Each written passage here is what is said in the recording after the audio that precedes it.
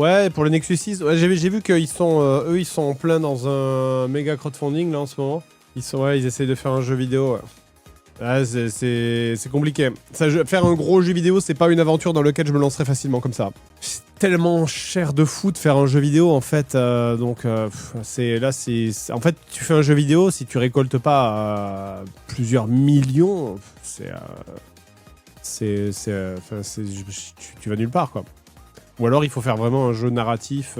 En fait, ou alors tu fais un truc qui est blindé d'IA pour économiser, mais bon, là c'est compliqué. Ou alors tu fais un tout petit truc, ou alors tu fais... Enfin tu vois, le studio de Zerator, quand ils te sortent des artisans TD et ce genre de trucs qui sont pourtant des jeux qui sont aboutis, hein, qui sont aboutis, qui sont bien, mais ça n'est que des tower defense quoi, artisans TD. Et malgré ça, c'est quand même un budget faramineux. C'est ça. Ou alors, effectivement, tu fais un FMV. Moi, c'est le seul truc auquel j'avais pensé. Si je devais faire si je devais faire un truc chill, j'aurais dit... un truc chill. Un truc bien, mais qui ne demande pas un investissement délirant, c'est tu fais un FMV. Mais le problème du FMV, c'est que tu le fais une fois, quoi. Le FMV, tu regardes quelqu'un y jouer, t'as plus besoin d'y jouer. Et donc c'est le problème. Imaginons tu fais le super FMV, c'est extrêmement drôle, c'est le truc le mieux écrit du monde, c'est à se pisser dessus de rire. Il y a un mec qui joue en stream, c'est fini. Voilà, c'est fini. T'y joues plus.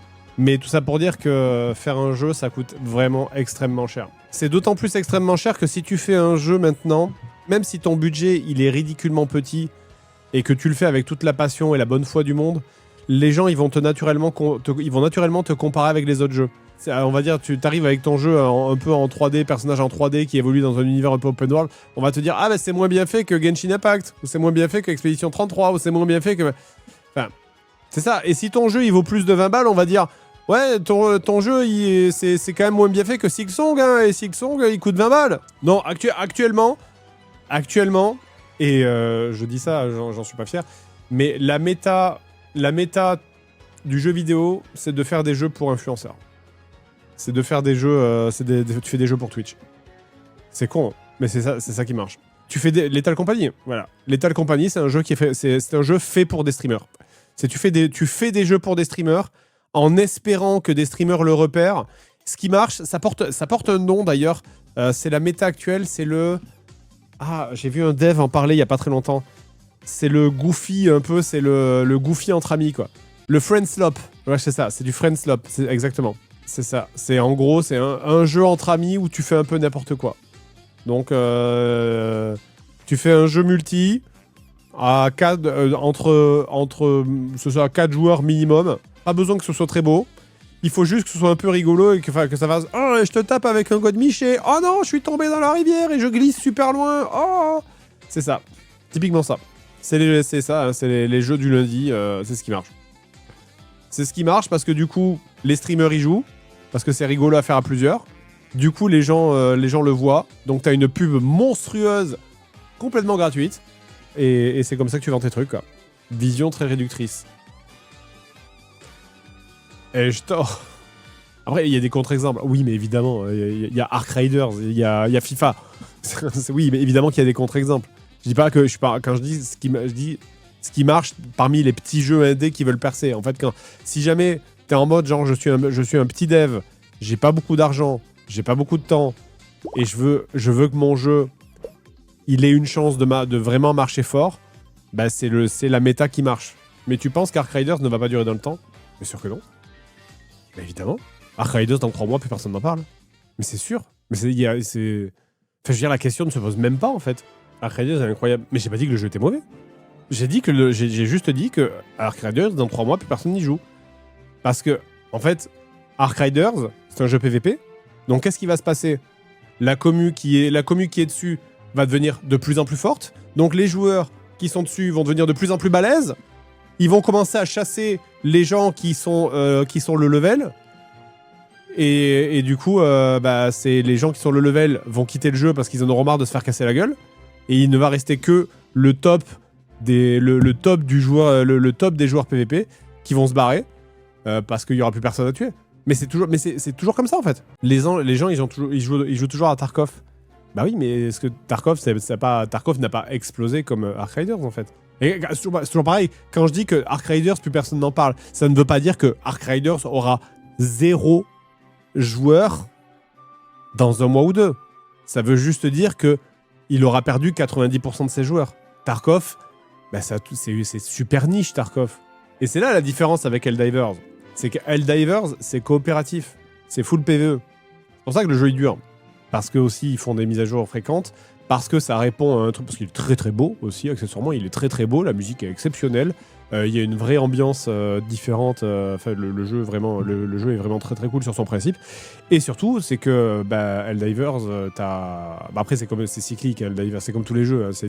Sur une extension, ça remonte, ça se casse la gueule. C'est toujours pareil. Mais Helldivers, il arrive à s'accrocher parce que c'est coopératif. Mais malgré ça, il a évidemment perdu énormément de monde.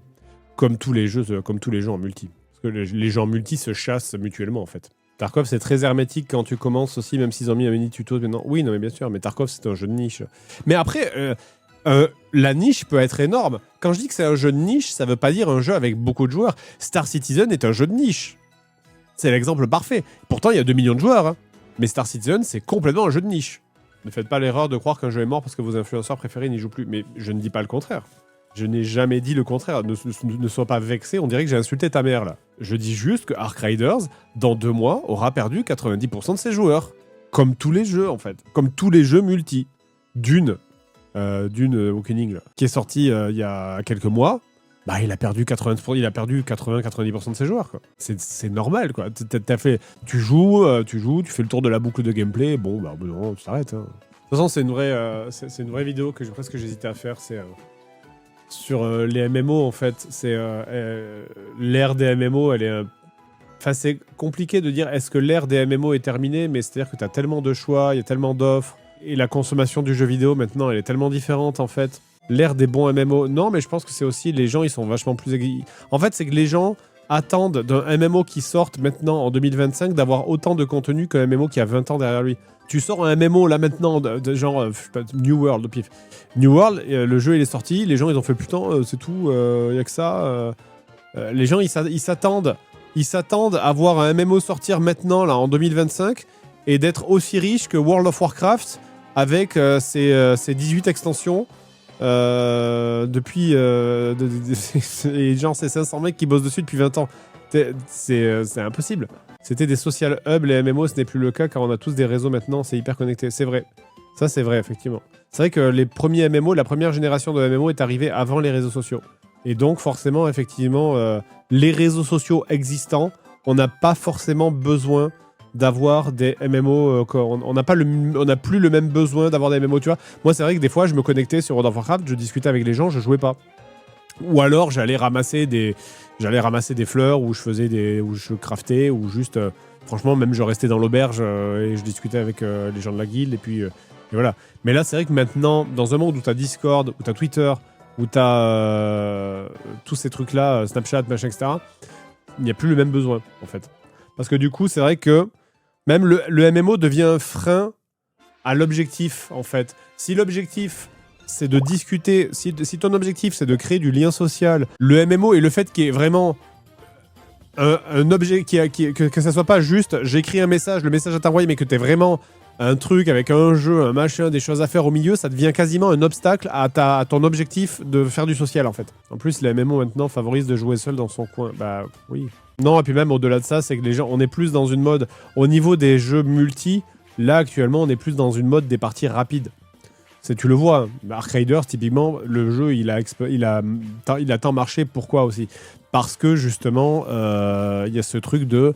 je lance une partie, ça dure quelques minutes, je reviens, je peux m'arrêter à tout moment, je n'ai pas l'obligation de rester, je n'ai pas d'engagement de longue durée en fait. Un jeu style Warcraft à l'ancienne.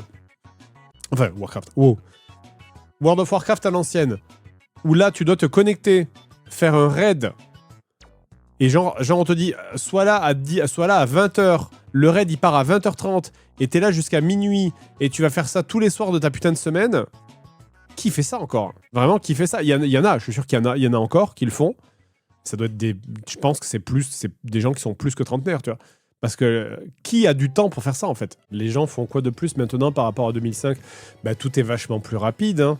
Là, c'est de l'analyse au pif, mais je pense que le monde est globalement infiniment plus rapide maintenant qu'il ne l'était en 2005.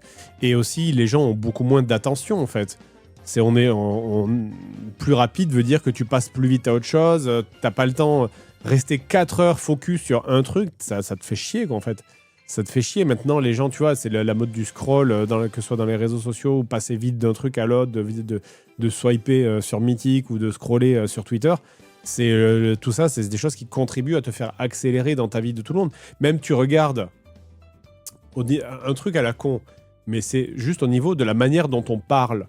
Tu écoutes quelqu'un parler dans les années 90 ou début 2000 et quelqu'un qui parle maintenant, les gens parlent beaucoup plus vite maintenant, par exemple. Je dirais qu'on parle facilement 40% plus vite maintenant, en fait. Moi-même, j'ai tendance à parler beaucoup trop vite. Et là, si je parle normalement, je vais parler comme ça. Et c'est extrêmement rapide, en vrai. Normalement, je devrais parler à cette vitesse, à peu près. Ça, c'est une vitesse d'élocution qui est normale, qui permet de bien articuler les mots. On mange plus vite aussi, mais on fait tout plus vite. On a moins de temps pour tout, en fait. C'est-à-dire, les gens qui regardent les vidéos YouTube, il y a plein de gens qui me disent « je regarde les vidéos YouTube en 1,5 ». Moi, je trouve ça dingue, en fait. Je trouve ça dingue de regarder des vidéos YouTube en 1,5 ou en x2. Je trouve ça hallucinant parce que du coup, tu dis le mec qui a fait un gars qui a fait la vidéo, un gars qui fait une vidéo sur YouTube, normalement, c'est qu'il a monté la vidéo d'une certaine manière, de manière à ce que je sais pas s'il y a des gags, que les gags ils soient rythmés d'une certaine façon.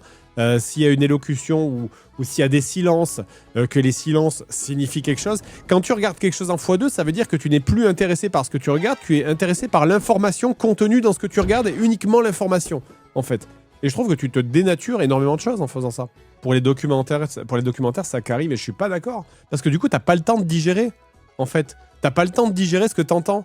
Moi, si tu me passes un truc en x2, moi, mon cerveau, il est pas en x2, hein. Mon cerveau, il est en x normal, quoi. Donc, si tu me passes un truc en x2, j'ai pas le temps de digérer l'info, en fait. Mais parce qu'il y a un peu ce truc de FOMO, effectivement, même dans le divertissement, et c'est triste. Il y a ce truc de je veux avaler le plus de divertissement possible, comme ça, je peux aller voir mes amis et leur dire que j'ai tout vu. Ça, ah ouais, j'ai la référence. Ça, ah, j'ai la référence. Parce qu'on dirait que les gens ont une phobie, c'est de pas avoir une référence. Ça, c'est phobique. Putain, il parle d'un truc et je sais pas de quoi il parle. Putain, je me sens trop con. Oh là là, quelle merde. Ah, je suis une merde, j'ai pas la référence. C'est pas grave. Et du coup, il y a ce truc d'être goulu de contenu. Plutôt que d'apprécier le contenu, on est goulu de contenu, en fait. Oui, c'est toi, Fred. Les autres sont peut-être plus intelligents et captent mieux et rapidement l'information. Tu as raison, Army. Tu as raison, Harry. Mais par contre, tu n'es pas assez intelligent pour te sub, par contre.